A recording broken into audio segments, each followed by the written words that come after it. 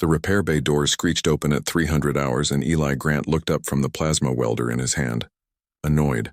The Frontier Station's mechanics bay was supposed to be closed, locked tight against the vacuum and whatever lurked in the asteroid belt beyond. What stumbled through the doorway made him drop the welder entirely. The creature was massive, easily 8 feet tall at the shoulder, with fur that shimmered like starlight caught in oil slicks. Its body was lupine, but wrong in ways that made Eli's brain hurt. Too many joints in the legs, eyes that glowed with bioluminescence, 6 of them arranged in a crown around an angular skull. This was no Earth wolf. This was Shara, one of the Kelvary, the apex predators that ruled 3 systems in the outer reach, and she was carrying something in her massive jaws. Eli raised his hands slowly, his heart hammering. The Kelvari were known for their territorial aggression, their pack mentality, and their complete disdain for the younger species cluttering up the galaxy. Humans included. But Shara wasn't snarling. She was whimpering. She took 2 careful steps forward, her claws clicking on the metal deck plating, and gently set down her burden. It was a pup no larger than a terrier, its fur dull and matted. The bioluminescence in its eyes flickered weakly like dying stars. Shara looked at Eli, and he saw something in those alien eyes that transcended species. Desperation. "I'm a mechanic," Eli said slowly, his voice barely above a whisper. "Not a vet. I fix ships, not..." Shara growled, low and rumbling, but it wasn't a threat. It was a plea. She nosed the pup toward him, then backed away, her body language screaming submission. A Kelvari submitting to a human. It should have been impossible.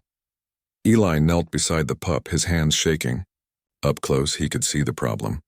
Embedded in the creature's side was a piece of shrapnel, probably from a mining drone accident. The metal was standard alloy, something Eli worked with every day. But it had punctured something vital. The pup's breathing was shallow, irregular. "You came to me because I work with metal," Eli realized aloud. "The medical bay turned you away, didn't they?" Shara's ears flattened against her skull. Of course they had. Station protocol was clear. No aid for non-sentient aliens. And the Kelvari had never bothered proving their sentience to the Galactic Council. They didn't need to. They took what they wanted by force, except now one of them needed help. And she'd chosen the human. Eli grabbed his toolkit and a medical scanner he kept for checking his own injuries during long shifts. The pup whimpered as he ran the scanner over the shrapnel. The readout was bad. The fragment had nicked something analogous to an artery. If he removed it without cauterizing simultaneously, the pup would bleed out in seconds. "I need you to hold him still," Eli said, looking up at Shara. "Can you understand me?" Shara moved instantly, placing one massive paw across the pup's shoulders, gentle but firm. Her eyes never left Eli's hands. She understands, Eli thought. She understands exactly what I'm saying. He grabbed a plasma cutter, dialing it down to its finest setting, and a tube of biosealant he used for patching pressure suit tears. It wasn't medical grade, but it would have to do. His hand steadied as he fell into the familiar rhythm of precision work. Extract the foreign object, cauterize, seal. It was like welding a microfracture in a fuel line, except the fuel line was alive and someone's child. The pup thrashed once when the plasma touched flesh, but Shara held firm, a deep crooning sound coming from her throat. A lullaby, Eli realized. She was singing to her child. 3 minutes later, it was done. The shrapnel sat on the deck beside them, stained with alien blood. The wound was sealed, the biosealant already hardening into a protective barrier.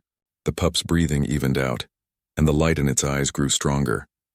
Shara stared at Eli for a long moment. Then she did something that made every instinct in his body scream danger.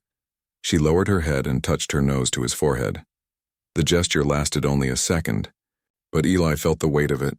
Recognition, gratitude, trust. When Shara pulled back, she carefully picked up her pup in her jaws and turned toward the door, but she paused at the threshold, looking back at him one last time. Eli raised his hand in a small wave. "Take care of him." Shara's tail, a serpentine thing covered in crystalline scales, flicked once. Then she was gone, disappearing into the darkened corridors of the station. Eli sat on the cold deck for a long time after, staring at the blood-stained shrapnel. Tomorrow he'd file a report. The station authorities would want to know about the breach. They'd ask questions about the Kelvari, about why he'd helped, But tonight he thought about the look in Shara's eyes, the universal language of a parent fighting for their child. And he thought about how, somewhere out in the outer reach, a Kelvari mother would tell her pack about the human who didn't turn her away. Maybe that's what humanity brought to the galaxy, not superior weapons or faster ships, just the stubborn, irrational willingness to help, even when protocol said otherwise, even when it made no sense, especially then. Eli picked up his plasma welder and got back to work. There were still ships that needed fixing. And now perhaps there was one less species in the galaxy that saw humans as just another obstacle to remove. The mechanics bay felt a little less lonely after that.